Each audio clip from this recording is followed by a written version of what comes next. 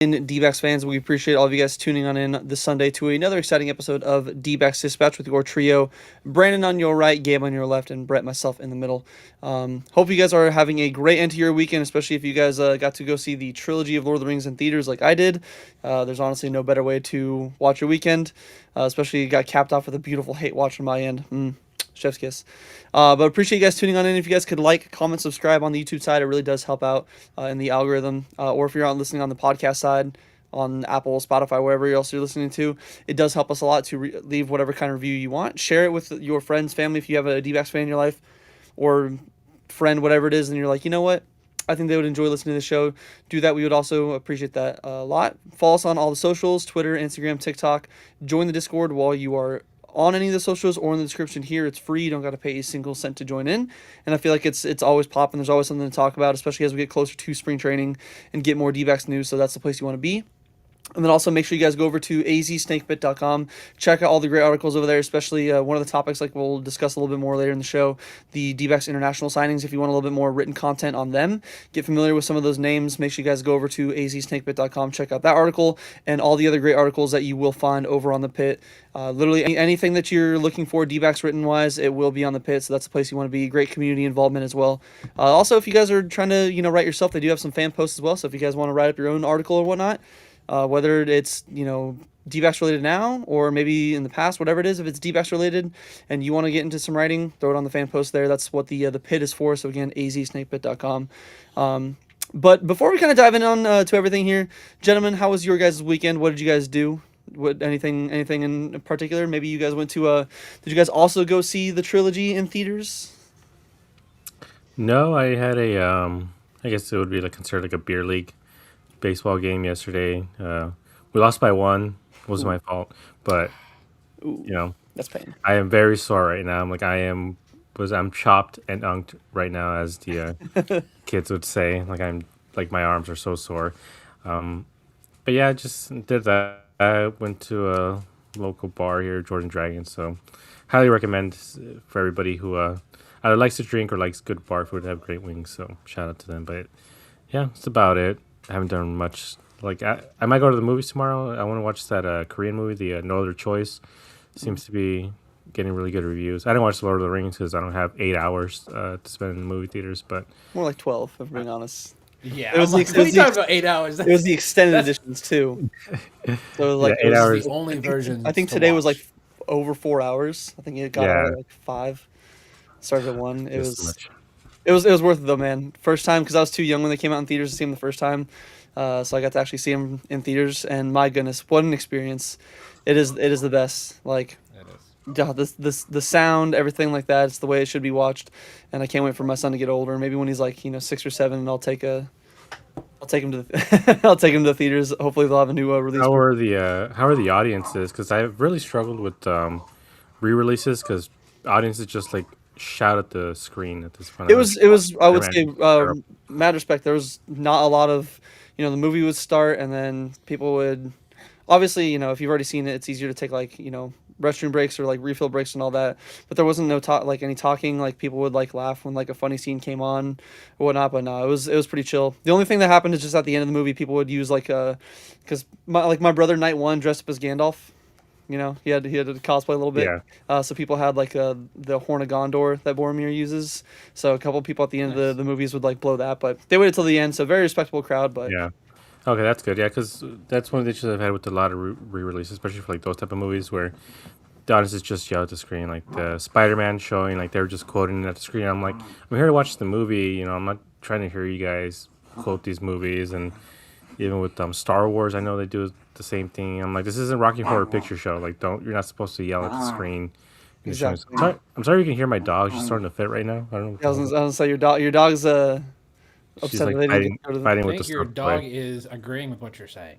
Yeah, she also hates moviegoers nowadays, which is that's always gonna be my old man take. I'm like, moviegoers should shut up, put their phones away because I can't stand it. I fully agree. Fully agree. But yes, it was pretty chill. I'm just glad that there was nobody trying to make it about them and have main character syndrome. Be like, oh, I'm funny. I shouted something out loud in the theater and I got a couple of laughs. Oh, it's like, okay, dude, we don't need it. But Brandon, what about you, my friend? What'd you do this weekend? So I have a part-time job, so I did that for most of the weekend. I watched the playoff games. I feel for Denver Bronco fans, I really do. You win the game, and then you find out after the game your star quarterback on a run play hurts his ankle, breaks a bone in his ankle, so it sucks. And I know Brett doesn't want to hear this, but that throw by Caleb Williams was Hey, amazing. Caleb Williams is a great quarterback. I'll shit talk Iceman and his QBR and people. He has more interceptions in like half the amount of playoff games than Jordan Love, or the same amount. So like, dude's a really good player. But I will never root for my divisional opponent. I can at least give them props. They're a solid Yeah, team. that's why I was That was an rooting insane for the throw. Bears because I can't root for the Rams. That's why next week's Yeah, NFC yeah. Championship game, I'm like, I don't care who wins that game. Yeah, I really for don't next care. week it's going to But be I like I think hope who- I hope Bane explodes that stadium too. But also, with you seeing Lord of the Rings, I'm old enough where I saw it in theaters, so I didn't need to go see it. I will die on this hill. Lord of the Rings, the original Lord of the Rings, is the best trilogy of all time. 100%. The Hobbit doesn't I exist. will We don't die talk on that about hill. Like it's Russell Pierce. I don't so it's truly one of the best. Like if people want to argue something else, I'll say the best book adaptation of all time, and you cannot convince me otherwise. Oh, easily. Like- Definitely changed some things, but they were. My dad's a super hardcore Lord of the Rings fan, same with my brother, and like there's a few things where they're like, here and there a little bit different, but it's not like they changed things to fit the movie better. They didn't change things to completely undo what the writing like Tolkien did originally. So, I'd fully agree. Best Yeah, trilogy of all time. At least with the adaptations, I'll argue it's The Godfather. At least The Godfather 1 and 2. Like I do like the Lord of the Rings, but the Godfather movies are they're perfect in a way no other movies One are. and two, I will give you. I was like, if you try Yeah, and three, throw do, in three, three, three doesn't exist. It doesn't Dune's getting up there though. Dune's 1 and 2 were pretty solid adaptations as well, and our boy Timothy Chalamet. because I don't feel like sitting in. Oh, dude. I tried to watch the first one, and I like 15 minutes in, I'm like, this is boring. I'm gonna go do something else. Dude, Dune 2 is one of the best movies I've ever seen in theaters. Like, oh my god, the soundtrack too. Like, that's a movie that if they release it in theaters, I would highly recommend. Like, watch a YouTube video on Dune 1 recap and then go watch Dune 2 in theaters. It's just the best sound that you'll ever have for a theater. And that's why maybe in my hot take, fuck streaming services. Can we just keep stuff in theaters? I'm tired of these straight to streaming services. Certain movies Like, I should don't be, care if you yes. have the best sound system at home. Like, it should not be there unless it's like a TV show. I don't think we should have any movies unless they're like those like Disney Channel originals kind of thing or like Hallmark movies. Just make it in theaters and then after a month put it on streaming services or something. It's just I don't know. That's my old man take of the day. But to kind of get back on track here, dive into the meat and potatoes. You boil them, mash them, stick them in a stew. Actually got some Dbacks news to talk about. As we got a little bit of a reunion, not the reunion that the Dbacks and a lot of us fans have been expecting for with Paul Goldschmidt, who that's still on the table, obviously. But the Dbacks did bring back a former Snake in Taylor Clarke, who obviously I know the name. He wasn't the best here. He had over 4 ERA, close to 4.5 plus ERA in all 3 seasons he had here in 2019 to 2021. Just never the most reliable guy, but he was also pretty young. We ended up, I believe, DFAing him, letting him go. He spent the last 3 years with the Kansas City Royals and had a couple rough years there, especially 2023. It looks like he missed all of 2024. But then 2025 had a career year. He really, blossomed there. He put up 1.0 B WAR, which is pretty solid for a reliever. He had a 3.25 ERA in 55 innings.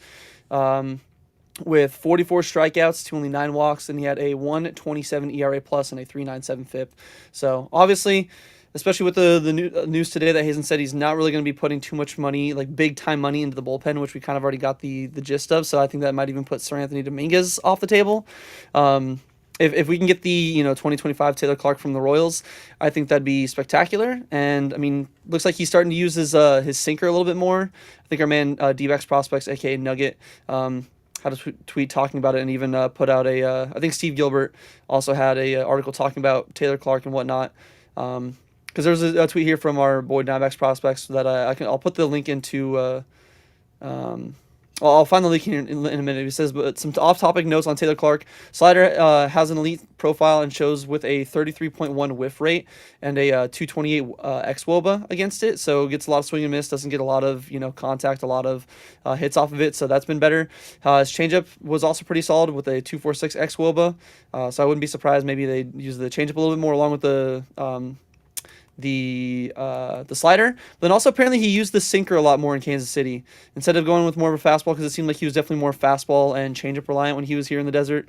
Looked like the Royals maybe found something in his game, tweaked it a little bit, and got him to get that sinker slider combo with that changeup that's always been really good. Just obviously, he kind of got barreled up a little bit here in Arizona. But in regards, obviously, it's only a 1-year deal. It's not like we're spending a lot of money. Like Hazen said, I don't think we're going to get a lot of money put into the bullpen. So who knows? Maybe we get a reunion of Zach Gallen. Maybe Paul Goldschmidt. Who knows?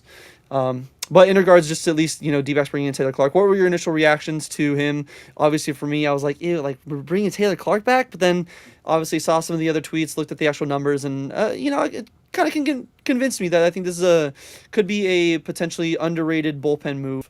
Again, anything's better than the lump of shit that we had as the bullpen last year. But what are your thoughts on Taylor Clarke returning to the desert as a snake, Gabe? Yeah, this is mostly like a solid move, I think. Like, I believe there's a tweet out. I don't know if it was from Snake Pit or one of the Sleeper D-backs accounts about grading the offseason. And I think because of the bullpen, obviously, I think all of us would give it like a solid D or F. This is one of the slightly better moves. Well, before the Arenado is before the Arenado trade. But for the most part, this is like, if this team had already gotten an actual closer, like say like Sir Anthony Dominguez, this I think would move me a lot more than it does right now, because right now I'm like, where you put in Taylor Clarke in the 7-inning position, the 8th inning. Do you trust him in the 8th spot? I know he has some good numbers, but again, he's coming off of a better year compared to some of the other ones. He did throw 55 innings, so he seems to be a very good, steady relief arm. Again, doesn't move the needle for me at all, personally, just because I feel like there's so much more work to be done with this bullpen. So, like I said, it's better than what we had last year, a lot better than what we had last year, and hopefully Taylor can, blossom here the ways like Shelby Miller did as well. Like, kind of get that sort of redemption, which I don't necessarily blame him. I know he had some injuries. He also tried him out as a starter, and I think that's just one of those things where the D-backs have failed certain pitchers like him or Luke Weaver, where they kind of just force them to be starters when it's clear that their best stuff might just be as a reliever. But again, like, he seems to always be like a pretty decent or good guy. Like this move in general for the bullpen. Again, if we had Sir Anthony Dominguez, and once we get Puck and J-Mart back, then I do think this is going to be a more underrated and low-key great move. Like, again, just to have some depth in there where you're not having to rely on Puntford or some other guys to get important outs. And I think Taylor Clarke is going to be able to get good, important outs. But yeah, that's pretty decent move. Again, it's a solid B move. Again, this isn't dumpster diving by Walmart bin Hazen, but again, it's not an elite move that I feel like we need to be truly competitive in this division. Yeah, definitely more of like a went to the Target and went to the normal movie section, and not just going for your the end aisle, like, oh hey, here's your movies 20, or going to Zia getting those 25-cent movie deals on stuff. Yeah, this is like buying a DVD in the era of Blu-rays. Where it'll get the job done, but like might not be the fancy bells and whistles that we're all wanting. But again, if he can be the piece that he was in Kansas City, I'll take a 3-something, a low 3s ERA bullpen guy all day. And who knows, maybe like Gabe said, maybe he can unlock something kind of like a Shelby Miller. Again, it does kind of worry me on the position that they're going to be in. I think they're still looking for a bridge closer, and I know Hazen said that he's not going to put much money in the bullpen, but I think Sir Anthony Dominguez still wouldn't cost too much. I think that guy's already on the roster. For the bridge closer. I think it's Ginkle. I truly think it's Ginkle. It just depends on which Ginkle we get. If we get 2023 Ginkle, hell yeah. But if we get, I mean, again, I love Kevin Ginkle. I think he's a great, I think he's a great guy. I think he's a really solid pitcher when he's on. But I mean, if I can go look up his numbers really quick, I think he's only really had like maybe a year and a half of solid numbers. I mean, a career 1.1 WAR. He had a negative point 0.8 WAR last year. I mean, he has I guess like around 3 years. Postseason 23, Ginkle would He, be chef's he had kiss. like three consecutive seasons where he was very good. Like it went lower and lower, and then obviously with the injury last year, which again, like once you hurt your shoulder, especially as a reliever, you can get affected. But you're talking about bridge closers. They might even be relying on Jay Jameson. Like I don't want it to be another, bullpen by committee or guys quote unquote earning the spot. But the way things are going, if they don't sign a guy like Sir Anthony Dominguez, like it does feel like they're gonna go into spring training and then test guys out and like as the closer, and then Go matchup they, based. yeah, matchup base, and then see whoever has the best stuff coming out of spring training, whether it's Dre, Ginkle, or even Taylor Clarke Or Loizaga, whoever or else might be. Liza. Yeah, like those are the harder throwing guys, so it might just end Maybe up even being one of Christian them. Mena, because I know they're Omena as definitely well. trying him out in the Winter League as a reliever, which I think he won the like Winter League Rookie of the Year or something like that. I think he won some Yeah, award from the Winter League. So I mean, there's definitely some names. Obviously, I think it's going to be one of those where what we said all offseason, like kind of want like an established guy, but especially with the reporting that AJ Puck is going to be back a lot earlier than a guy like Martinez and even Corbin Burns, because I think that the report, I think the difference is AJ Puck obviously had like Tommy John, but I don't think it was like a full Tommy John reconstruction. I don't think it was had like the 100% repair. Where I think it was more of like a patchwork. Where Justin Martinez got like the whole thing redone. It was the second one, so he's gonna take a little bit longer to come back. But it seems like AJ Puck might only miss like the first 2 maybe 3 months of the season, so we'll probably get him back before the All Star break. And the trade deadline, obviously. So maybe that's kind of what they're banking on. A guy like Dre, maybe a guy like Saul Frank still, being like he was in 2025, some of these other names. So I think that again, it's still a risky move, obviously, to kind of just like hope and pray that the in-house options, can kind of play at maybe not peak levels, but a little bit above what we're expecting them to do. But we've seen crazier things. Even like Brandon said, maybe Ginkle, if he unlocks 2023 Ginkle with a healthy shoulder, maybe he will be our bridge closer, and we get that kind of dominant back end of the bullpen back. But Brandon, passing it on to you. Obviously, I know you kind of talked a little bit, especially about the bridge closer with like Kevin Ginkle. What were your initial thoughts and reactions to Taylor Clarke coming to the desert? The length of the contract being only 1 year. Kind of what he did in Kansas City. Were you surprised to see a name like him? Were you expecting it to be anybody else? And did you kind of have the same reaction even I did before looking at the numbers, where you're like, really, Mike? Really? Like, is really? I mean, this is a Mike Hazen move. I had been aware of what he did in Kansas City, so initially I was like, okay, you're trying to hoping that he learned something in Kansas City, or you realize, oh, this is a guy that's meant for the bullpen. I think he should be the first guy out of the pen. I think that's this. I think that's what his role should be. He should be the sixth inning guy, maybe the seventh, maybe I don't want to say he's the long man, but like say Erod has a bad start, goes like 3 1/3 or 4 1/3. Clarke can probably get you those 6 outs that you need to bridge to the rest of the bullpen. So I think that's a solid move. His numbers last year were actually really good. 211 versus lefties, 179 versus righties. He didn't start to struggle until there were guys on second and third. So when he came in, if there were no guys on or a guy on first, he was actually still pretty good. Um, so I'm actually pretty intrigued by it. I don't think he's going to be a high leverage guy. Maybe medium leverage. I could definitely see him being like his role being the sixth or the seventh. So one of the first guys out of the pen. And I know last year, like basically, it looks like every outing was about 1 inning. So he gave you what you needed. Like he gave you a really solid inning. And I know everyone's worried because of our bullpen, how it's been, because it has been awful every year under the Mike Hazen regime. It's been awful. I don't think we're going to be as bad as last year. I don't think it's going to be record low, just record awful. Like it was bad last year. I don't think you can get any worse. Maybe that's me being more hopeful because we don't have any other choices. Like there's literally nobody else out there for us to go and grab. outside of probably Sir Anthony Dominguez, maybe Danny Colombe. That might be an option too, but I feel like that's more of a specialist, and we already have the lefty specialist in Saul Frank. So, um, just I don't need us to have a top 10 bullpen.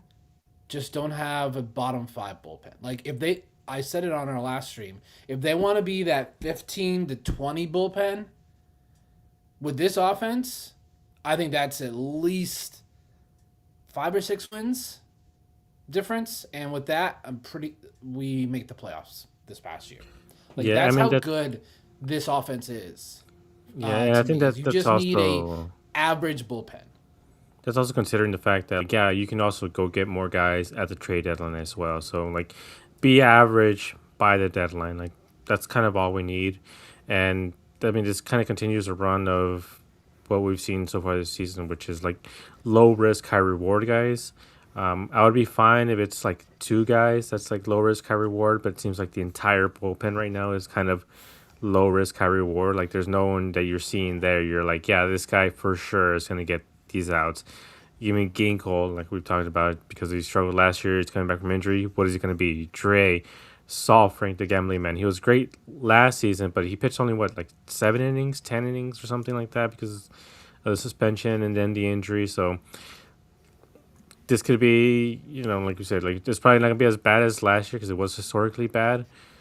Could be more of the same, or it could just be great. Unfortunately, I think we're gonna just have to wait and see what this bullpen is truly gonna be. And like as especially as a GM, like you don't want to have to rely on a trade deadline to decide one if you're buying or selling, but also having to give up important pieces, to go get an actual bullpen arm. Like you don't want to have to rely on the trade deadline because when you have teams like the Dodgers, and we're going to talk about it later, like their great farm system that can just trade away more quantity over quality. So the Diamondbacks just don't have the farm system to do crazy good trades to get an actual elite arm for next season. So these guys gotta earn their spots, and hopefully that they're able to and surprise all of us.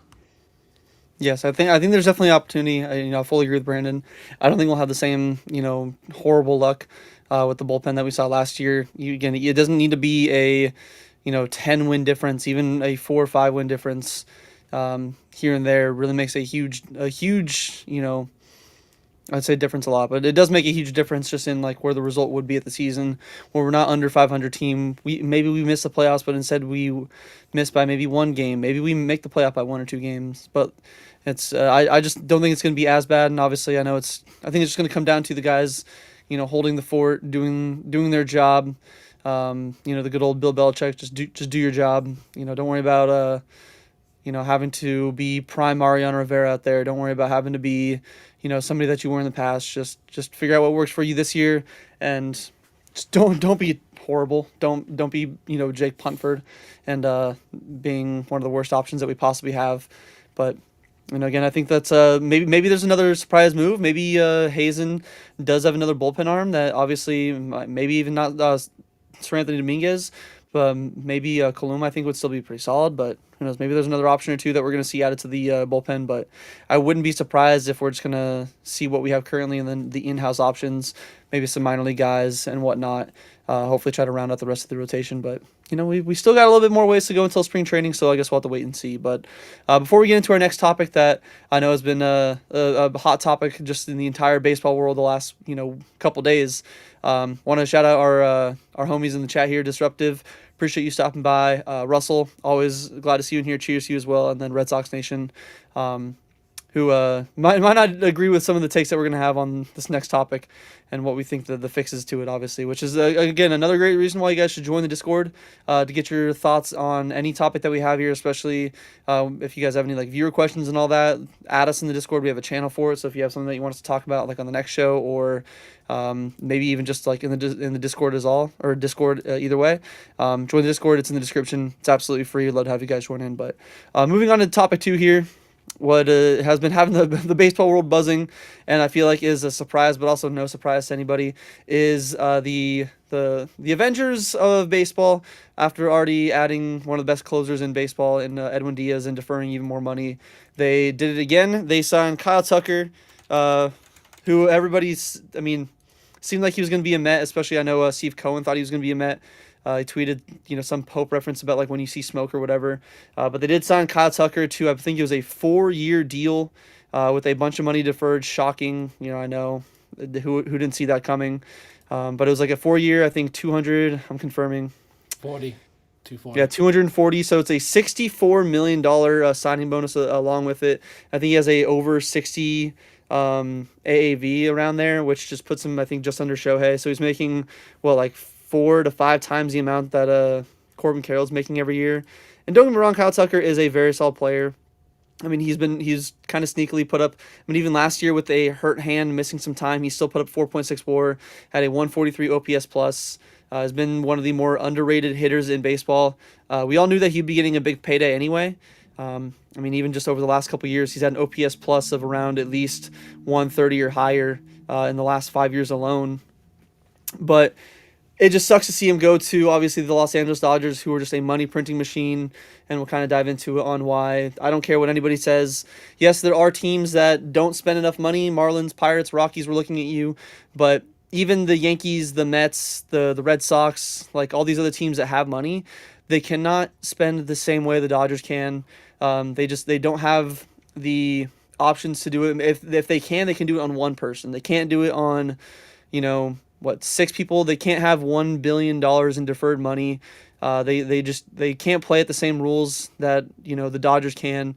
Which again, not on the Dodgers. It's not like the Dodgers are cheating. They're just they found kind of a loophole or a way in the system, and they're going to take advantage of it. Obviously, they kind of got lucky when they had their, I think, previous ownership. I think there was like a bankruptcy issue with like their TV deal. Yes. So the agreement that went through, the Dodgers already pocket a lot more money from their TV deal than any other team with a TV deal would. I think it's close to like $200 million just off of that alone that they don't have to put in the revenue sharing. So there's a big chunk of money that other teams wouldn't get themselves. And again, it's not like the Dodgers are playing against or doing anything against the rules. It's just one of those where I think the last couple of years everyone's been vocal about it. And ask me 2-3 years ago, I'd say there's no shot it's going to happen. But I personally think that a salary cap is going to be needed in this sport. And I think we're definitely going to be leading to a lockout.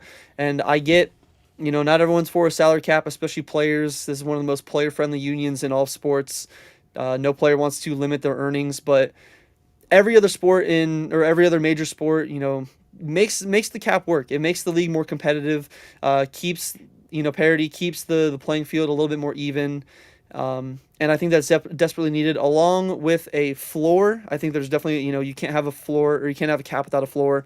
Like I said, everyone wants to be like, oh, we'll point the finger at these cheap owners, which you can do the same thing, but you can't just, both things can be true at the same time. The Dodgers are doing things that are unfair that literally no other team has the capability of doing, and then other teams that cry poor when they just want to pocket money and make millions of dollars every year. It's like you guys could easily spend a little bit more money here and there.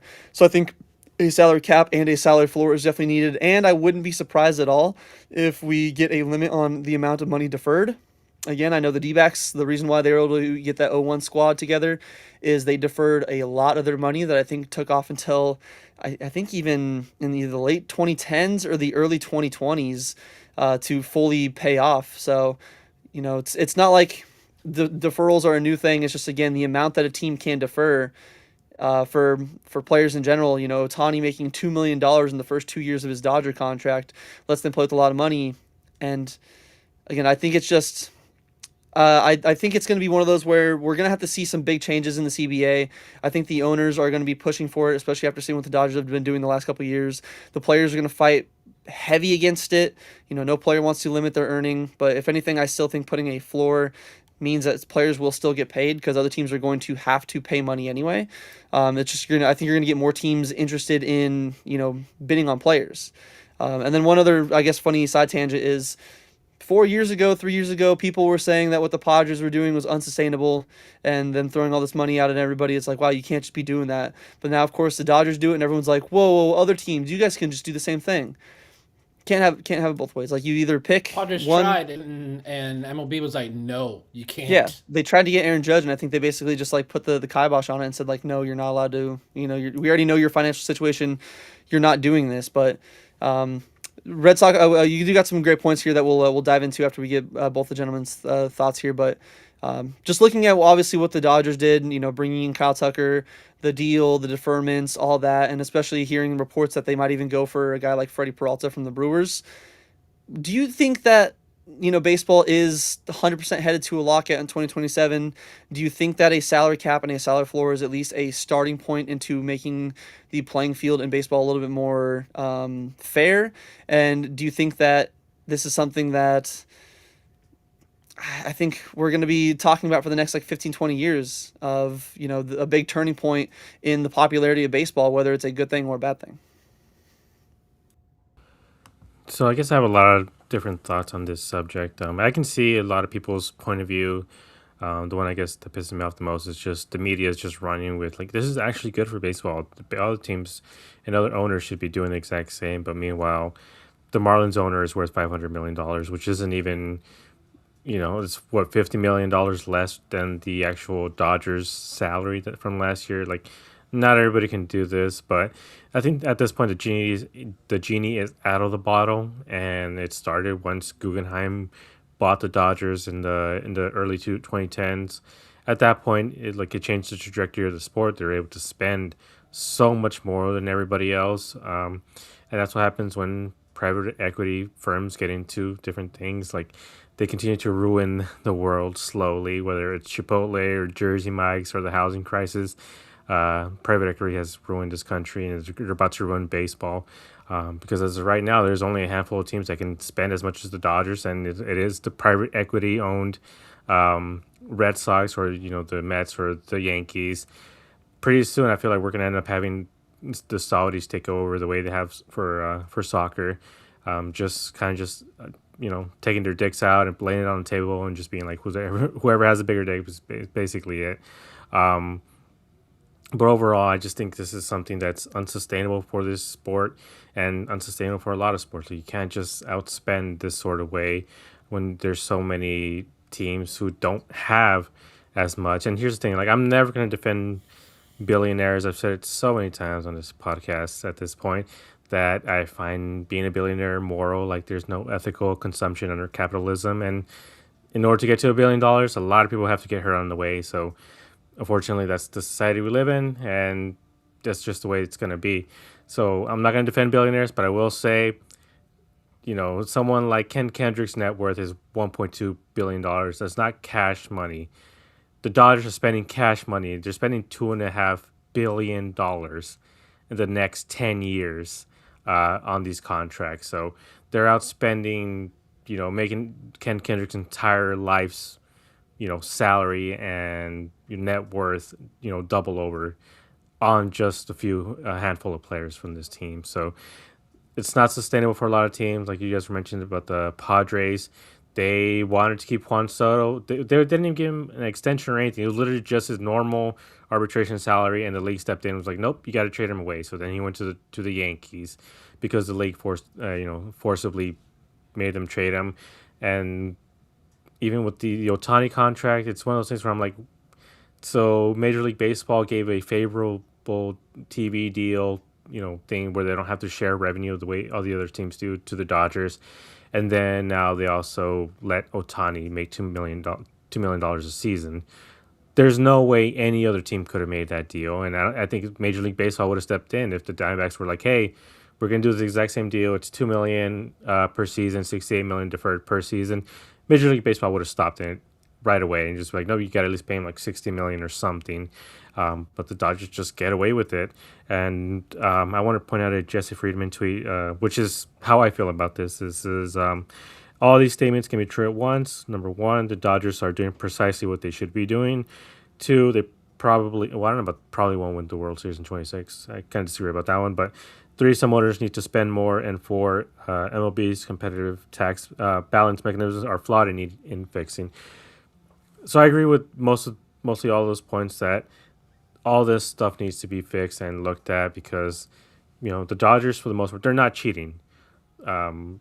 They're operating within the rules and within the confines of those rules, so they're able to just defer all these contracts. So that way, they're not hitting that luxury tax. But that luxury tax gets distributed through all the poorer teams. The same with the TV revenue streams does as well. So again, they're operating within the confines that needs to be fixed. Red Sox Nation is talking about what do you do if there is a salary cap and salary floor? How do you get grandfathered in? I think that's just kind of the way it has to be. Like baseball has been grandfathering in a bunch of stuff throughout the entire existence, whether it was the spitball or even certain jersey numbers or even to a certain extent amphetamines, steroids. Like a lot of guys get grandfathered in because of these sort of things, and we might not see any real change until about 10 years from now. In 10 years from now, you might get the true floor and floor and cap for baseball, because as of right now, there's just too many guys, too much deferred money that it's just going to make it impossible for teams to adhere to that salary floor and salary cap. But I do think it's a good starting point. Let's say $100 million salary floor, 400 million or 300 million salary cap. I make it a hard cap, and then it gives you at least some parity in the league. And you got to figure out this deferral. It can't be, let's say, under 80% of their salary can't be deferred. Like you can't have another Shohei Ohtani type of contract, because what is Ohtani going to do? He's going to take the other 680 million. He's just going to move to somewhere else. He's going to move to Japan or move somewhere else that has better tax rates than LA. And that's what all these guys are going to do. Kyle Tucker is going to take that deferred money and he's going to go somewhere else. Like they're not going to be contributing even to the state of California because of their high tax rates. So it's kind of not. It's only a win-win for the Dodgers and their players. And everyone else just kind of gets the end of the stick on that one. Yeah, so you kind of hit the nail on the head. They're not cheating. They're doing everything that they're fully legal to. But just because it's legal within the system doesn't mean the system isn't broken. And even like Red Sox Nation saying, so if they grandfather them in, we are in the same spot for the next 10 years. And that might be very true. We might be one of those where there's no instant fix, but I would rather put in something now so then we don't have to worry about this. Something in the sport needs to be fixed going forward. Like especially it sucks because I feel what baseball's popularity over the last couple of years with all the changes to the rules, it's gotten a lot of eyes onto it. That I think that this lockout's going to do a lot of harm to kind of the steam that it's been picking up, and it's going to hurt the sport in ways that I think is unfortunate. So I'd rather just get this out of the way now, and then we fully see the the changes and like the in the next 10 years of like what actually would be the effect of these salary caps, these salary floors. I think overall it would make a lot more teams. We're not going to see teams punting on the season where they're like like the Marlins. Even like Scott Mack was saying that Kyle Tucker by himself is almost making as much as the entire payroll of the Marlins. That's again. That's the thing that gets annoying with the media is people always like, oh, everyone's complaining about the Dodgers. What about these other teams? You can do this whataboutism all day long if you want, but people that actually have I feel like that are being logical about this whole thing, or at least understanding that, like, again, like Jesse put a good point. The Dodgers are doing exactly what they should be doing, what every team should be doing if they had those same possibilities of spending, but no other team has the same amount of spending power that the Dodgers do. Like they probably pretty much has the most, like, the richest owners. Like even the Yankees, like the Yankees aren't what they were back in the 90s. Like they probably have the richest owners overall. They probably have the best TV deal overall. The best amount of money coming in, obviously not just because of the TV deal. Even the Yankees, I think their TV deal is something like 250 million, but they don't keep all that the way the Dodgers do. So exactly, a lot of it goes they into keep like 170 or something like that, and the Dodgers keep all 350 million that they make. Exactly. So like it's definitely one of those where it's not fair, but I think I'd rather bite the bullet, let them grandfather in whatever players they need to now, because whatever contracts were signed before the CBA expires, like Otani's contract won't be affected, Freeman's, Mookie Betts, all these guys that currently have contracts, nothing will change on their part. But I would rather get something established now to where, again, in 10 years, then we see like, cool, yeah, look at that. The Dodgers aren't the Avengers juggernaut that they were in the mid 20 or early 2020s, mid 2020s, and we see more teams being able to spend a little bit more teams going after all these players, making bigger splashes in free agency. Because again, like I said earlier, I know it's a players league and players don't want to limit their spending power, but I do think that at least putting in a floor along with the cap would make teams were like, you know what, we got to spend money anyway. Let's at least go try to make a splash. It gets people to buy jerseys, to get their butts in the seats. I mean, look what we did with Greinke back in the day. Like, I know me personally, I came to games just to watch Greinke pitch.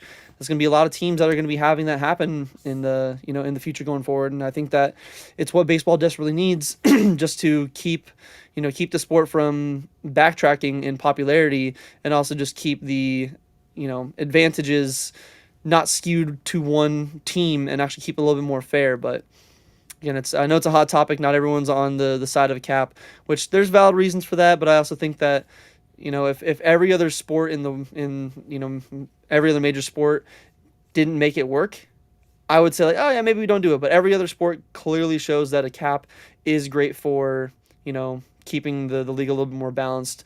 And I just think that's what baseball's been dearly missing for many years now. But Brandon, the floor is yours now, my friend. What do you think about the whole Kyle Tucker situation? I was obviously, are you surprised that he even went there when it kind of reports came out that the Blue Jays offered him like 10 years, 375, I think. Maybe Steve Cohen, which it sounds like Steve Cohen, if the reports are true, he tweeted that about the wait for smoke, and then Kyle Tucker saw that tweet and then hit up the Dodgers like, hey man, this is what they're offering me. Any way you can top it? So maybe he kind of shot himself in the foot there, which is pretty hilarious. But what are your thoughts on the whole Kyle Tucker situation, and just in regards with the Dodgers deferments and the potential lockout in regards to a yes or no to salary cap? So I'm all for people making as much money as you can because you only get one shot to make that back. So congrats to Kyle Tucker. I don't think he's worth $60 million a year. No. That's really what it comes down to. Like, that is beyond ridiculous. Like, he's been good. He's not better than Juan Soto. He's not better than Shohei Ohtani. Like, those are two off the bat that he's making. Well, he's not. I don't think he's making more than Soto, but he's making more than Shohei technically. So He's making more than Aaron Judge and yeah, Mike Trout. He's not. He's not better than Aaron Judge. I think he's better than Mike Trout though. At the point of at this point in Mike Trout's career, I would say that Kyle Tucker is better. So like, there's nothing more really for me to say that you guys haven't really covered. Like, you guys really covered kind of what my thoughts are on the whole situation. They need to do something about this competitive balance tax. There needs to be a harsher penalty because the Dodgers keep going over it, and it don't freaking matter. Like, this season, the threshold is $244 million. Dodgers payroll is going to be $413, or that's what it is currently. $413 million. There needs to be a harsher penalty to scare them, because I think they're the only ones that are even close to being that high over that threshold. Like, everyone else is like not as high over it. There needs to be a harsher penalty to scare them from spending this money. But that's one of the one things I kind of think to work on in the new collective bargaining agreement. Yeah, cap and floor, I'm all for it. I will say not all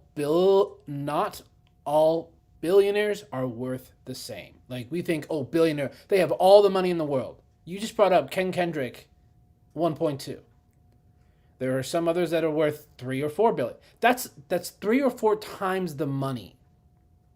Like, it's not all this. Like, we And net think worth these is not owners, liquid either. yeah, like, it's not like they can just go and grab it right now. So So yeah, my initial thoughts on the Kyle Tucker was, I'm like, of course he goes to the Dodgers because it is a position of need for them. They did need a corner outfield because they were having Kike Hernandez, who is a he's a good player.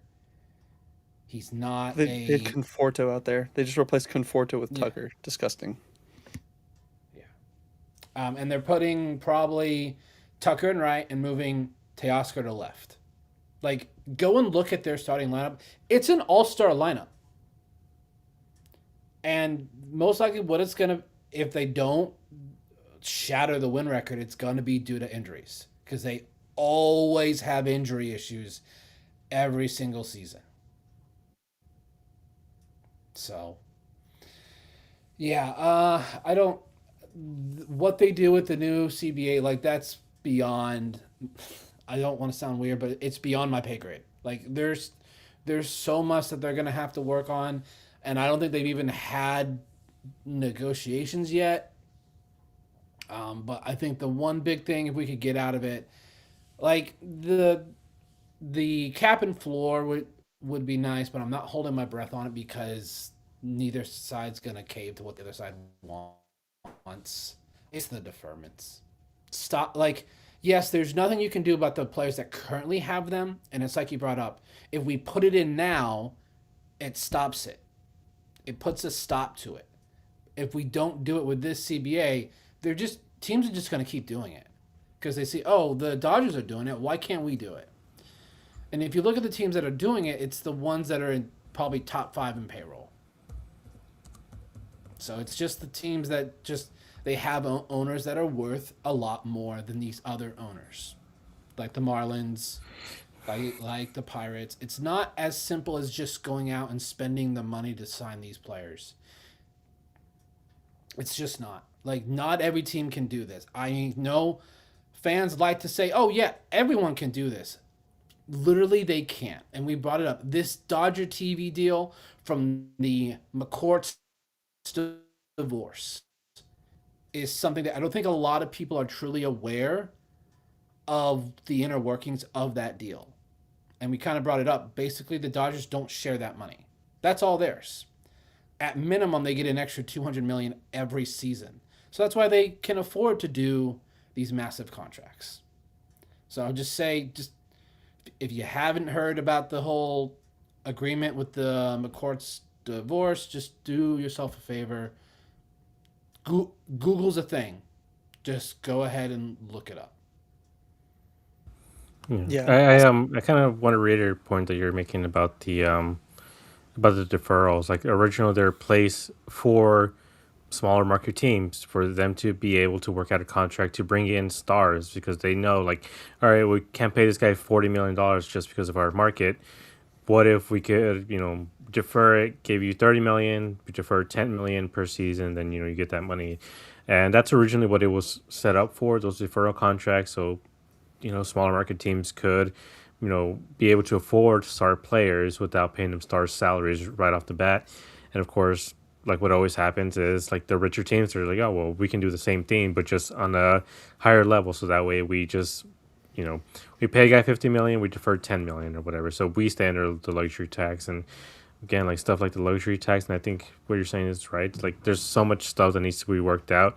For me, it starts at a salary cap and salary floor, and it ends with a cap for the deferrals as well. Like let's say 90 million, like I said, 80, 90 million has to be paid out, and the rest, can be deferred, because that way you keep a lot of teams underneath that salary cap and salary floor while also allowing smaller market teams to be able to afford these big name free agents. But we're talking about the grandfathering in. I was looking at some of the Dodger contracts.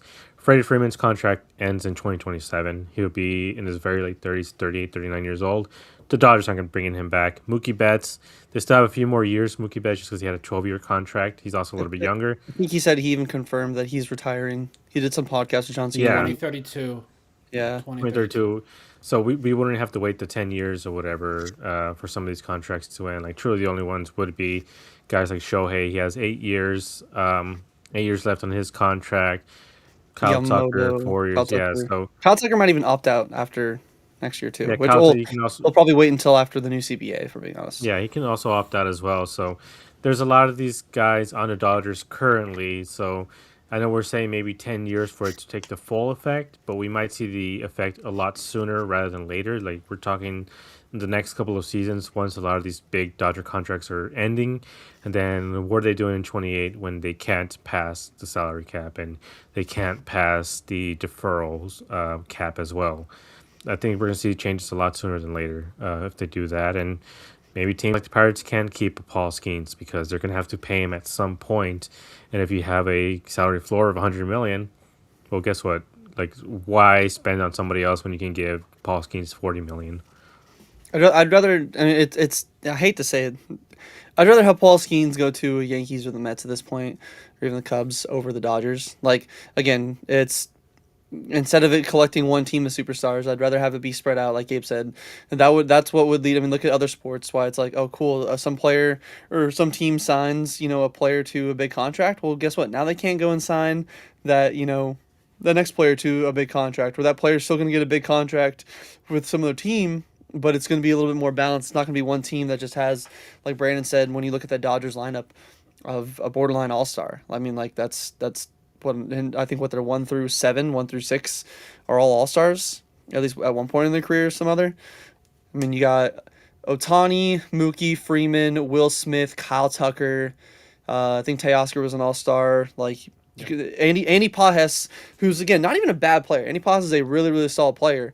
You have him at the bottom of his lineup, like that lineup is disgusting. And RIP to anybody who's a day one MLB The Show collection chaser. You're gonna have to pay probably like a couple thousand just on in real life money if you wanna get that entire Dodgers live series collection. Good luck to you, because you're gonna have to get probably like 8 or 9 diamonds off of the Rip and Night one, and those diamonds They are not had 8 last season. Yeah, so now that you got Edwin Diaz and you got Kyle Tucker, you have to get like 10, like a quarter of your 40-man roster on the live series collection is going to cost you probably more than an entire, division or two. Which again, it's a video game. Obviously, it's not like a apples to apples, but it's insane that even just in a video game, it's like, oh, cool, yeah, good luck completing one team's collection. Where back in the day, it was like, yeah, you might have an expensive player here and there, but it's a little bit more spread out and balanced, but. I do think that the way the current system works, I do think it is a little bit broken. Again, like Jesse said in his tweet, this is what Dodgers should be doing. This is what teams with a lot of money should be doing. I mean, like even props to the Mets. The Mets are in on these teams. Props to the Blue Jays. The Blue Jays have been in on so many of these guys. I mean, like they missed out on the World Series championship by literal inches, and they're going after like they got Okamoto. I think they tried to bring back Bichette. They were in on Kyle Tucker. Like they are the cucks of the MLB in terms of free agency, but they're at least trying, and that's what teams should be doing. But again, there's just certain aspects where the Dodgers have an unfair advantage with the current system, and I think getting the system changed a little bit, whether that is a salary cap or salary floor, or at the very minimum a limit on deferments. I like Gabe's idea of, you got to pay, you can't defer any more than like 20 to 30% of their contract. You still got to pay at least 70% of their contract, like their AAV, every year. You can't just like kick it down the line. Because again, not every team can do that. Gabe made a great point. That was for a lot of teams like the Dbacks back in the day, other small market teams that can sign a guy to help get some butts in the seats and build around the core that they might have. But teams are taking advantage of the current thing there, so I think there needs to be some kind of limit. I wouldn't be surprised at all if we just don't get an entire 2027 season. Like I feel like the owners are going to be steadfast and they're going to be really, hammering on like, hey, we want a cap. I think players, Tony Clarke is one of the toughest heads in, I think, MLBPA history, who's just so pro player. And which again, I get it. I totally understand you don't want to limit your money, but, like I'll use an example from one of our Discords. Again, not like calling you out, Red Sox Nation, but you were like, well, should I have to live in a shitty box on the side of the highway when I have the means to live in a nice house, when just because somebody else can't live in a nice house? And it's like, do you have a league with 32 other homeowners where you're competing on who can have a better home? Like, no, you can't. Like, there's not really any real life scenario you can use to compare what the Dodgers are doing to what is happening in the league. And I think that is just it's one of those, there needs to be some kind of limit, and I think that there's a way to go forward where you're not fully handicapping these teams that have the money, that want to spend money, but you're not just giving them, free reign to basically snag up every single big name and do what you want every single year. But hopefully we'll see a little bit of some changes of that in the season. Hopefully we don't miss out an entire 2027 season. Because I think it would be an absolute travesty to miss out another, have a lockout and we actually miss a full season. And I think, like I said, that just make baseball lose a lot of its popularity that's been gaining the last couple of years. Because I feel like baseball is even a more watched sport than basketball is currently. The NBA is borderline dying lately, and baseball's been kind of trending in the positive direction. So hopefully we don't see that trend down again. But to go back into some, I guess, more D-backs related news, obviously the D-backs or the Dodger in the same division, and this affects not just the D-backs but all Major League Baseball and the Tucker thing. But to get back into some D-backs related news, the international signing period has come and gone, and we mentioned earlier on how the D-backs don't have like the best farm system that other teams that the Dodgers do. They did at least replenish it a little bit. I believe they signed 18 players in the international signing period. There were a few of the more notable names, especially Ruben Gallego, who is a not the senator, not the senator. Trust me, I know a lot of us. Everyone's making that joke. But he is a top 50 international prospect and looks like a pretty solid player. Obviously, I mean, they gave him, I think, like $1.7 million, which is pretty pricey considering some of the international prospects. But they got a lot of great names. It does look like the D-backs facility down there in the DR is already starting to, pay dividends in, getting these players when they're young, giving them a place to train with like some high level, equipment, high level facilities that, they might not be offered anywhere else. And it seems like, maybe we're going to start seeing the D-backs continue to do this every year and getting some of these more higher name prospects, whether it's top 50 or even not top 50 guys that might be kind of sneaky. But I know we'll try to get our man Riley on in a future show to kind of talk more about some of these names like we did last year. And I know not of us all of us are in on some of these names, but on what you've seen online for some of these guys, whether it's Yasiel Feliz, Brian Figueroa, or even Ruben Gallego. Are there any names on here that particularly you are kind of excited to see get into some professional baseball games in the minors and see hopefully them maybe fast track on their way through the D-back system up into the higher ranks?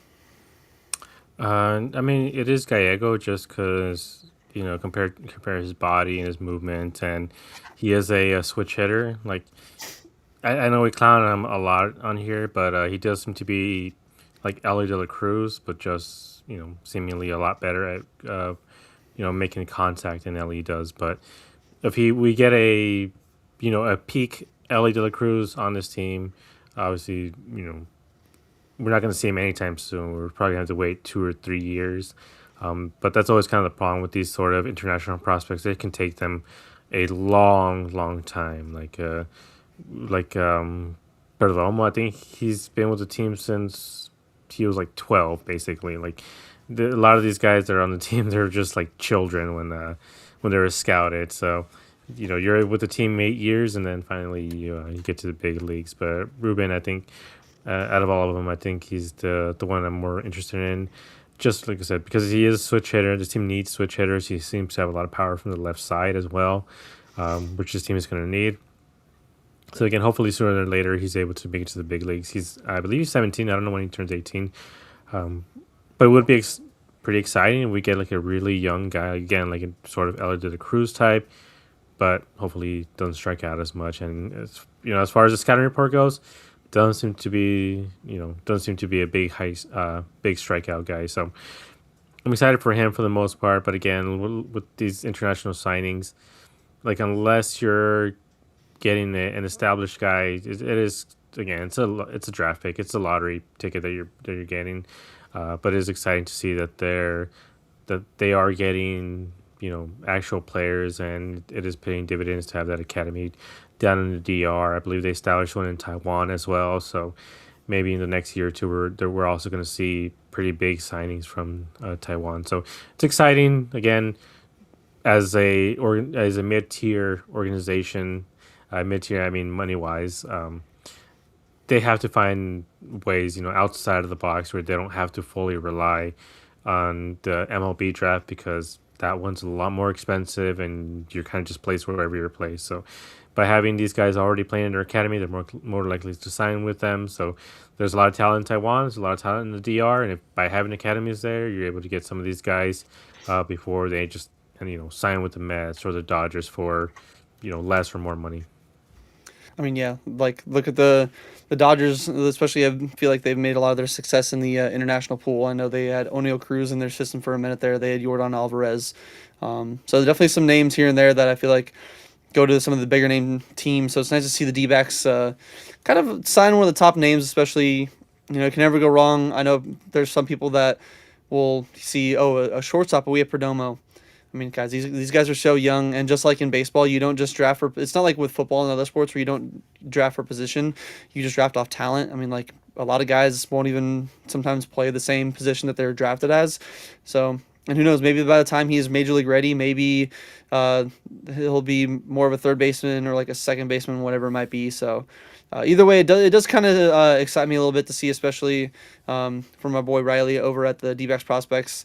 They kind of have a diverse signing of players there. It looks like they signed. I'm double checking. It was 8 players from the DR, 5 from Venezuela, 3 from Cuba.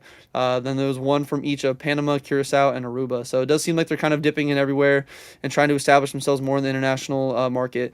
Because I think that'll go a long way. It's like you sign one guy, having I think Perdomo go to some of those meetings or some of those events there in the DR and show like, hey, Perdomo can be like, hey, I was literally in your guys' exact same shoes. The D-backs took a chance on me. I put in the hard work, and look where I am at now at the major leagues. This team believes in you guys. You guys can put in the work, and you guys can be right up there. Maybe even on the same team with me in the future. So it's nice to see them continue to establish themselves in, especially not just the DR, but multiple other countries here. Try to bring in as much talent as they possibly can from outside the U.S. But Brandon, along to you, my friend. Any other names that we see? Obviously, maybe you're on the same boat as us with the Gallegos. Any other names here? Maybe names that you might have like looked up after the signing or whatnot that kind of intrigue you, or just in general, are you keeping an eye on any particular player going forward and seeing how their minor league career starts this next year? So most of these kids are, and I'm saying kids because they literally are children. We won't see them for 4 or 5 seasons. So like people bringing up, oh, we have plenty of outfield guys. We have Perdomo at short. Like, why would we sign these guys? Because you got to think 4 or 5 years in the future. Like you gotta like you Let's go just stock up your farm like system with good names. That's how you get good you do. trades. Like you just have to go with the best, just the best prospect, regardless of position. I'm glad that we did get a few pitchers because I don't feel great about our farm system when it comes to pitching, personally. So it was good to see a couple of those signings. Um, I don't know who most of these guys are. I'm not gonna sugarcoat it. Don't know who a lot of them are. I'm gonna leave that to We'll get Riley in for a future Nugget. show and kind of help us get a little bit more familiarized with these. So, but yeah, like it's kind of like you said, like Perdomo was these guys not that long ago. So could we have one of these guys come up and help the team sooner rather than later? It's entirely possible. Like you just don't know how quickly or not quickly some of these prospects develop. So it would be great to see maybe recognize one of these names in 2 seasons, 3 seasons. You never know. Yeah, definitely going to be one of those where, you kind of put it best. We're not going to see most of these guys unless, again, maybe they skyrocket through the system. Maybe they have like a Juan Soto-esque career where they play maybe 60 games in the minor leagues and they're just such an elite player where they, make it to the majors at 18, 19. I don't think that'll happen. Whether, even if they do that, I think D-backs still, we've seen it. They like to let people season, whether it's because of a Jordan Lawler situation where, you know, they feel like the player assaulted a puppy in front of them and they want to hold it against them, or they just genuinely think that they need a little bit more seasoning. A lot of these players we won't see for a while there, but I do agree with you. I think getting more pitching, you can never have too much pitching. Especially you can develop guys not just as starters, but you can always develop guys into relievers. Because I think even Justin Martinez was signed as like a starting pitcher, and then obviously they saw early on they're like, hey, you kind of have some of the nasty stuff there. Obviously, especially when he was young, he still had a lot of walk issues. So I think they can kind of look at that and then just get some of these guys, especially maybe that's a way to sign some of these pitchers. Like, hey man, like we could definitely, if you have the stuff, we can try to fast track you through the system. If you're truly what we believe you can be, we can get your career a little bit more fast tracked and get you up to these higher levels. And if you can keep proving that you're a true competitor and have what it takes to handle major league innings, we have the spot for it. We'll always need it. It's definitely the one area that I think is got the most question marks and the most room for improvement on the major league roster, as we've talked about the entire offseason in the rotation of the bullpen. But either way, we'll definitely try to get in contact with our man Riley, aka Nugget, over at the Dbacks prospects page, because they are definitely more versed in a lot of those names. Maybe there's a few names here and there that they can point out, give us some in-depth breakdowns or some numbers on a name. Obviously, outside of Gallegos, we're like, oh hey, here's a name that isn't really talked about. I think we should all have on our radar, or maybe can give us even more in depth on Ruben and all those other names. But that'll definitely be for a future episode. So again, stay tuned. Make sure you guys subscribe, keep those notification bells on, follow us on Twitter so you see whenever we go live, because you'll guys see it on there. But to dive into our last and final topic here, and this is kind of a one that there's a lot of jokes going on there. Even I think the Arizona D-backs stats and info had a funny tweet about. But the D-backs are obviously, we saw their stadium renovation deal get signed, like the bill gets signed into effect. I think the last month or two of the season. So some of the money that they're going to be putting back in the stadium, we're already seeing it come into effect. As Alex Weiner on January 12th tweeted a photo from D-backs Stadium where they had a bunch of cranes inside Chase, and it looked like they were dismantling and putting up a bunch of new panels for the video board, the giant scoreboard, which again, it's not like it was not operational, but I feel like all of us can agree that you could definitely see over the years some of the panels that were starting to go out. You could see some of the the life start to show in it, and it's nice to see them at least starting their renovation process. But like I said, Arizona Diamondbacks Stats and Info had a funny tweet saying construction has started on the D-backs new bridge closer, which I got a good laugh at. But seeing what they're doing, obviously, just on the video board, that's pretty much the only renovation we've even gotten news of, or at least gotten spoiled on. Is there any other renovations that hopefully you guys see, or that you guys are wanting to see come opening day? Obviously, I know the easy one is the AC. I think we're all in agreement. New AC. We play in the desert. We got to have that. Let me sit down in my seat and have it be like a nice chilly 75 degrees, and like I'll keep my season tickets. I'll go to even more games. But is there any other things? Obviously, and maybe you guys will walk around the stadium. Maybe other quality of life improvements or any other things that you hope the D-backs have addressed going into 2026, and we can maybe see, especially at the D-backs Fan Fest, maybe walk around and be like, oh look at that, that's new that they didn't have last year. That's gonna be a nice change in the next coming year. So I guess it's kind of not new, but I guess old.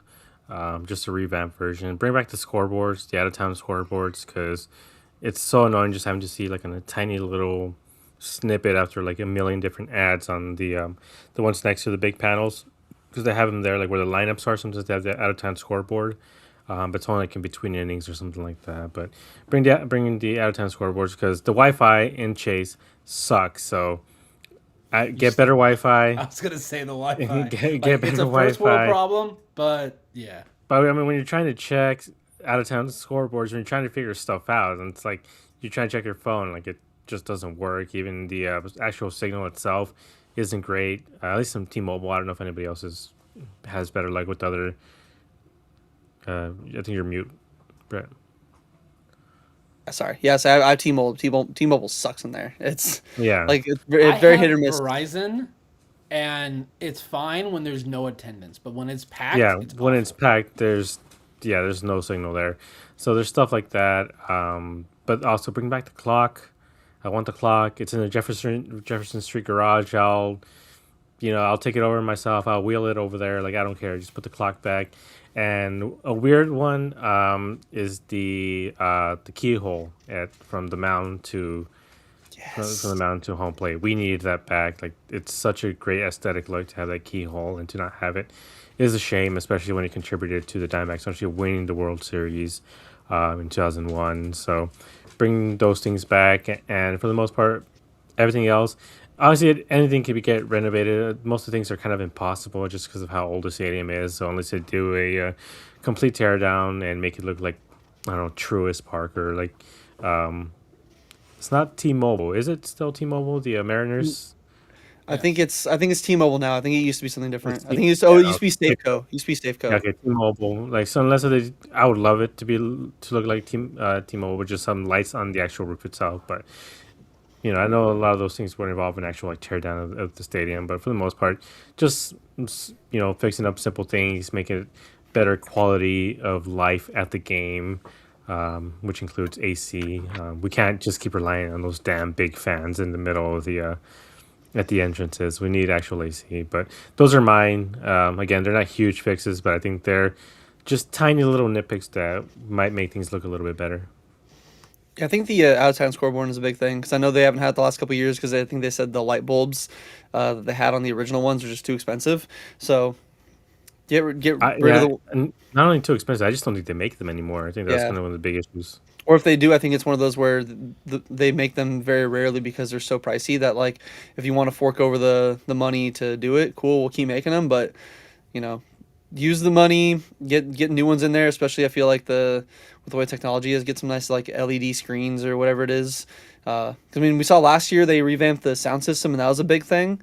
Especially get more screens in there, like when they do like the closer entrances, because you can link those screens up there, the out town scoreboards, to go along with like the cool light show and all that. And I think it will just add a little bit extra to it. But yeah, I think definitely miss having the out town scoreboards because obviously I know they still display the scores here and there, like Gabe said, in between ads on the regular like lineup scoreboards that you have on the sides there, and then even on the I think the draft room, that little strip of information down there where it usually has like the pitch speed, the pitch type, all that. They have it around there, but just make it one where it's just always the entire time you're in the stadium, it's always displaying the out of town scores because it is nice. And then yeah, dude, Wi-Fi. I know the reporters. We're not even reporters. I know Jesse, Jack, pretty much every other reporter that has to deal with the D-backs is probably like, please. I know they've said it before. They're like, dude, like the Wi-Fi is horrible. Like, and Well, and they have plus their own separate one, just get whatever Wi-Fi they which have. is Give us it's some so other great. ones too. Up their Wi-Fi. Get it like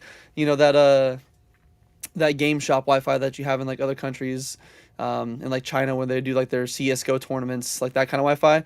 Get that for the reporters, and then give us just anything that works with the capacity crowds, like because like you guys said, those like Saturday giveaway games when it's packed.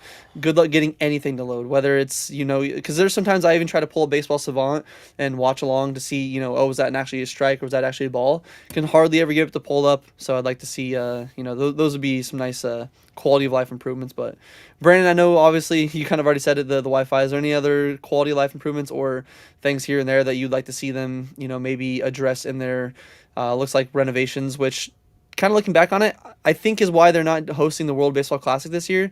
Is the D-backs are like, hey man, we love to host it, but we need to focus on the stadium. Give us this year off, and we'll host back some other ones. But any other quality of life changes you want to see in Chase Field going into 2026? So this one's like super entitlement, but I think season ticket holders should have their own Wi-Fi network. I don't Like, hate that. I don't hate only that. reason I say that is because I know all three of us are. So I'm like, I'm okay with saying it, but they really do. Like, we're in the year 2026. Like, you should be able to use your phone to look up stuff on the MLB app, the Real app, and just follow along that way. Because maybe you're sitting in a spot where you can't see it you can't see the strike zone, and you're curious, was that last pitch a ball or a strike? Sometimes you want to pull that up to see, and sometimes it just doesn't load. Like, I had one game I was at last year where I couldn't post my photo of where I was sitting the entire game. It was a Friday game against the Royals. And it wasn't super packed. I think it was or was it the July 4th? It might have been the July 4th game. Like, the just signal was awful that day. So that is very like first world, like super entitled. Maybe a new choice of some food would be nice. I know like every season they do add new places, so I'm curious what's gonna be replaced because they always replace something. Bring back Panda, bring back Dutch Bros, please. I think they need to bring back Dutch Bros for sure. I think that would be an excellent choice. Dutch Bros was cool, honestly. If I'm being completely honest, bring back Dutch Bros, but just as long as it's not the workers that you have at Dutch Bros.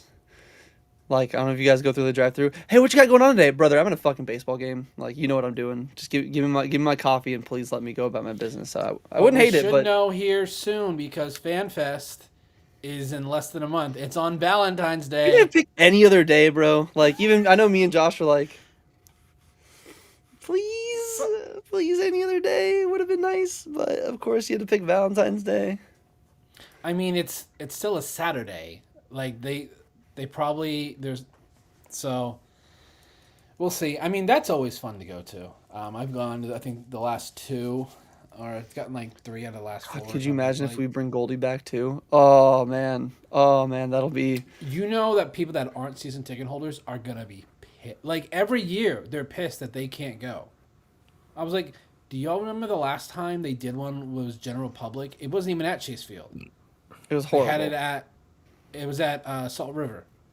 Well, the last one that they had with the general public was at Chase. It was in March of 2020. That was general public. That was like 50,000 fans or whatever that went. Which I went to that one and it was bad. It was so crowded. You probably couldn't even walk. Like you had to walk like this because Yeah. there was so much.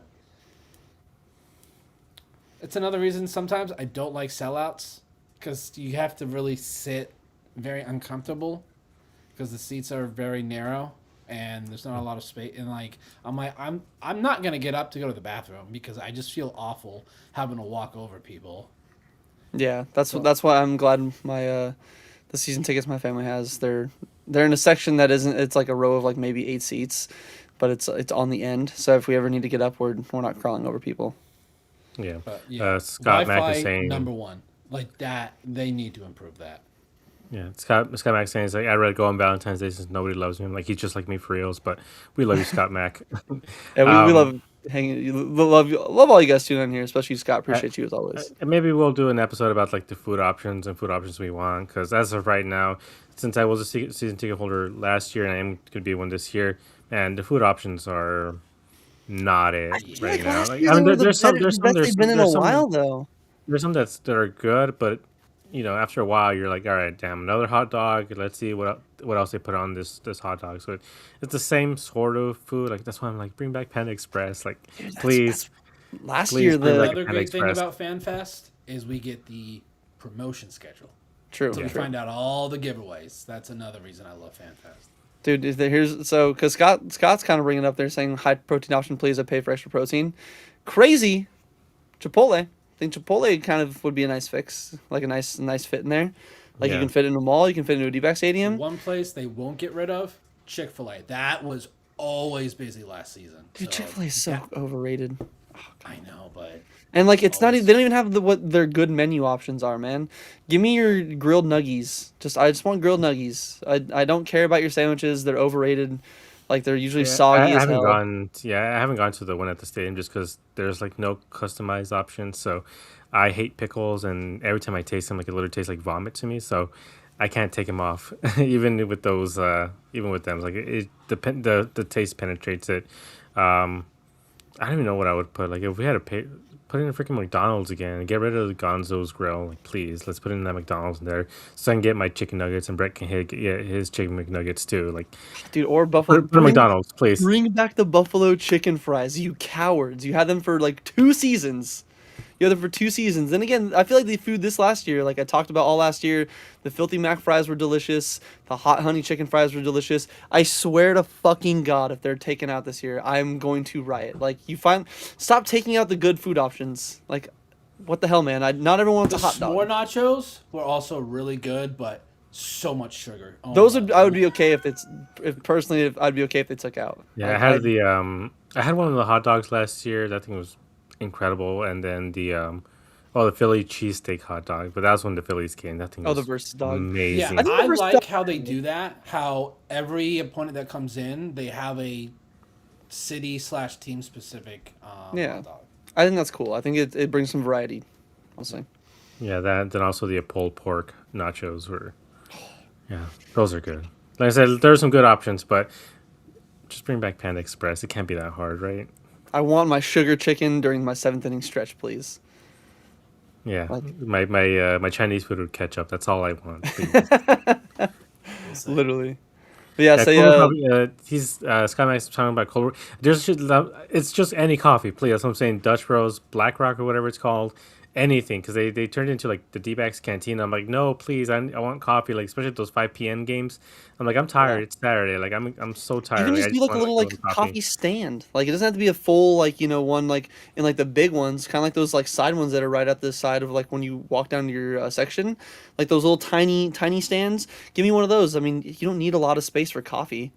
I have Like and another like even like Scott suggestion. Mack is saying, like I don't need anything crazy. Like give me one that has a bunch of cold brew again I don't I don't pretty much don't put anything in my coffee. I would say I drink it black, but I put in maybe like 3 packets of sweet and low and then sugar free syrup. Like I don't put creamer, I don't put anything else in there. Like I'm very basic with my coffee. So like I'm easy to please. So like you put those little spots here and there for people that just want a quick cold brew, quick coffee, and then keep your Black Rock for like the fancier stuff, or even bring back Dutch Bros for your like your fancier drinks and like your Golden Eagles and whatever it is. But yeah, just I agree with Gabe. Give me more coffee options, man. Especially with dude when we do those Saturday 7:10 games. It's like, oh Yeah. my god, I need. Especially now that I don't drink, where I'm like, that's another thing. Bring back some non-alcoholic options. The one year I'm finally like not drinking at games anymore, I'm like, hey, I would love, because it's nice to have something that tastes like a beer. I still like to drink my NAs watching a sporting event. Still feels like I'm drinking a beer at a game. Even give me the non-alcoholic White Claws. Like it's just sparkling water. That's all it is. Yeah, they have non-alcoholic White Claws. They're delicious. Give me those. Give me anything non-alcoholic that's not just water, just basic ass water. Yeah, water or soda. Yeah. Yeah. One Like they final should add some suggestion sparkling drinks. is be able to have food or drinks delivered to your seat in any seat in the stadium, not like those like 6 sections that are for the like really expensive tickets. Like any seat would be great where you could just have it Did delivered. they have that at the Padres Petco. Stadium? Is that Petco, right? Oh, okay, yeah. So Petco? yeah, Oh, yeah. Okay. so Yeah, that would be so really that's nice because cool. then I was like, oh, I don't have to get up. I could just have food. You bring it to me, or have it in more sections. It's very limited as to what sections you can do it in, and it's only the super expensive seats It's also nowadays. very limited what you can even order on there. Or it's like That the too.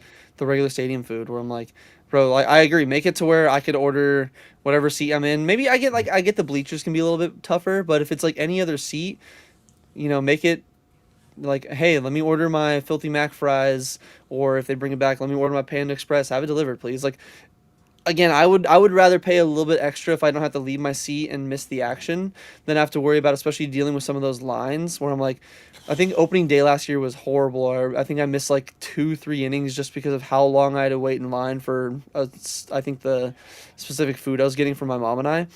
Where like I left the seat when we were against the no it was when I was getting food for my wife, and I felt bad because she was still pregnant, and I'm not gonna have her go walking like up and down a bunch of aisles. She was like maybe a month and a half from her due date. So I was like, yeah, hey, you wait here. I'll go grab the food and the beverages, and I'll be right back.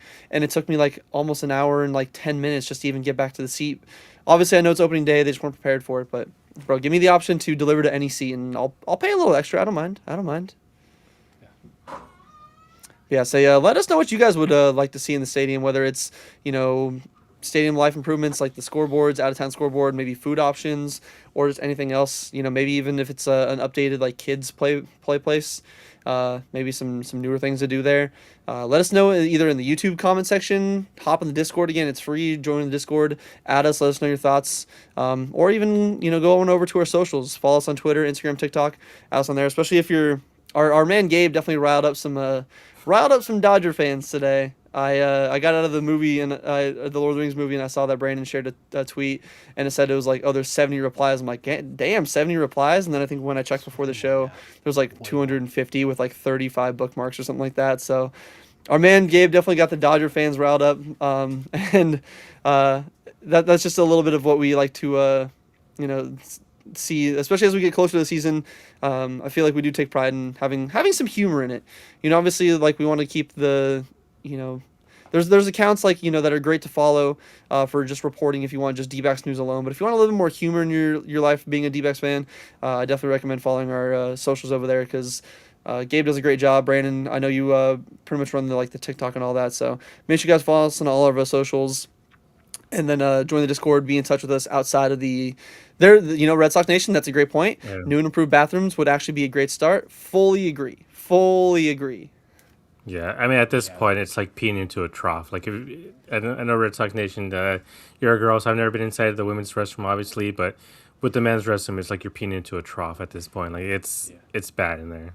Dude, thankfully I'm as much of a passive person as I can get, but dude, there was some dude that was so drunk last year that they had a little bit of number one go on my shoe at the urinal, and oh man, I had to keep my inner, I couldn't turn into a Dodger fan and start to fight another fan, but oh boy did I want to, I want to. That's what Corbin Barrels said too. Yeah, I'm a nervous peer as well. Put some stalls in between.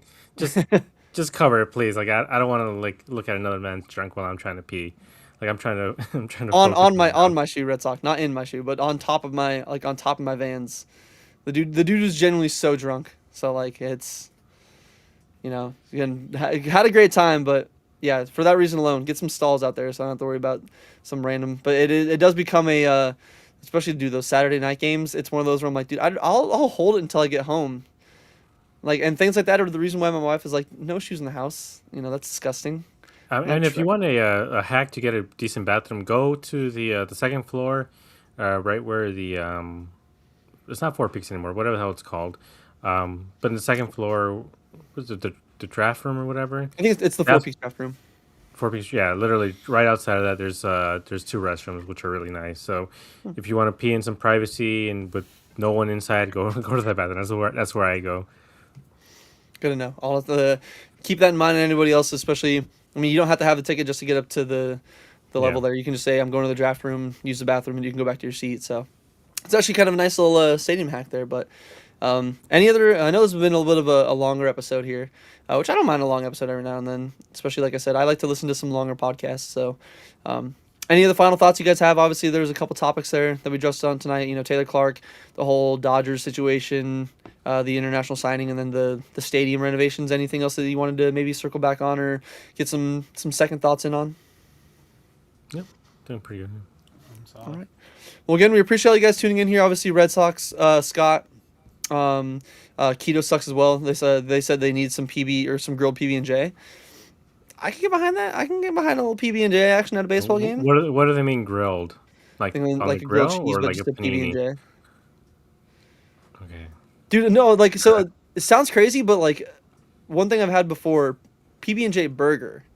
I know it's different. It's a burger. Yeah, No, dude. right, Elvis. No, Okay, trust me. It sounds crazy. It's pretty good. So I could see a grilled PB&J kind of schmacking a little bit, especially if you're maybe a little inebriated. Yeah, they probably have that at freaking Guy Fieri's restaurant across the street. I wouldn't put it past them. that does sound like a very Guy Fieri. Shout out to our man Corbin Barrels, him and Red Sox Nation playing some COD right now, couples goals. So we appreciate both of you guys tuning on in here. We appreciate all you guys tuning on in here, especially our man Disruptive earlier on the show, and then Russell as well. So thank you very much to each and one of you guys for tuning on in. Make sure you like, comment, subscribe, helps out a lot. Join the Discord. Go on over to azsnakepit.com. Check out all the articles, especially our man Josh. Does a great job doing a lot of written content. Like how we like to have some humor on Twitter in regard to the D-backs. Josh does a great job of putting out some written content while also having some humor mixed in there too, because we all need a little more humor in life. Can't always be serious 24/7. So in the meantime, we appreciate all you guys tuning on in. Hopefully you guys have a great rest of your Sunday night or a great start to your week if you're listening to us on Monday. And hopefully we'll see you guys next time. Maybe we'll get maybe another emergency pod, some breaking news. But in the meantime, you guys have a fantastic rest of your... Exactly. Goldie, please. You guys all have a fantastic rest of your night. Great start to your week. And we'll catch you guys on the next episode of D-Backs Dispatch. Take care.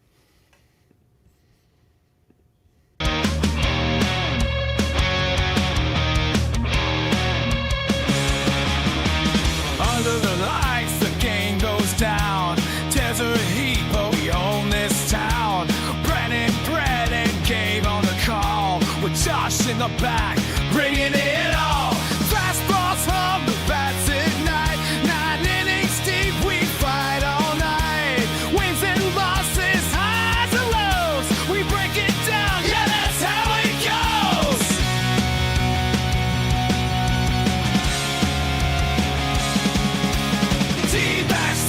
Turn it